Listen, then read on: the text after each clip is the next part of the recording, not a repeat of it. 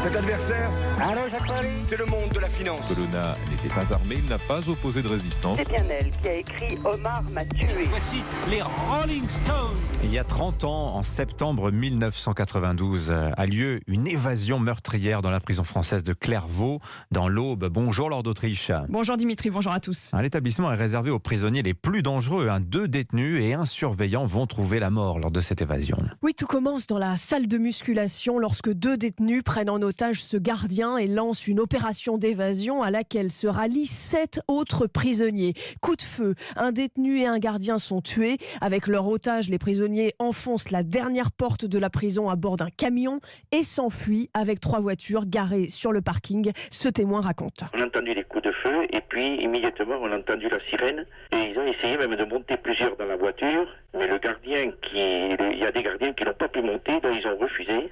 Ils ne voulaient pas se mêler avec les détenus, quoi. C'est le début d'une cavale de plusieurs jours. Les prisonniers enlèvent 2 otages sur leur route avant de les abandonner dans la forêt, comme cette caissière Ghislaine Serrière qui est prise en otage puis relâchée. Nous avons fait des haltes et puis nous avons roulé une partie de la nuit. Et ensuite, nous sommes arrivés en forêt, je me souviens plus.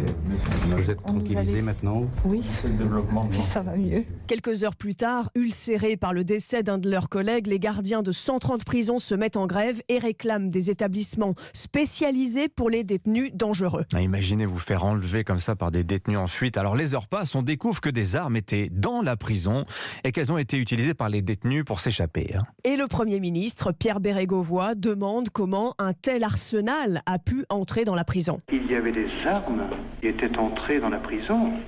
Ce n'est pas le gouvernement qui les y avait mises. Il faudra que la vérité soit connue. Il faudra que la discipline dans les prisons règne. Une semaine plus tard, après le braquage d'une banque à Niort, 3 des hommes sont arrêtés à Bordeaux lors d'un contrôle d'identité. Au cours de cette interpellation, les malfaiteurs ont ouvert le feu. Ils étaient très armés, avec un fusil à pompe et un fusil de chasse. Quand on voit leur équipement et l'armement qu'ils avaient, on peut se féliciter qu'ils aient pu être arrêtés ce soir. Tous les évadés seront repris peu à peu et les surveillants reprendront le travail après 15 jours de grève. Merci Laure d'Autriche. Allez à suivre dans Europe Matin.